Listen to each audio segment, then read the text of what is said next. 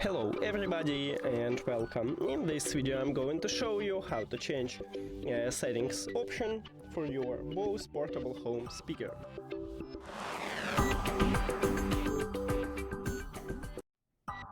You have to start by open BOSE application and then go to the settings at the right top.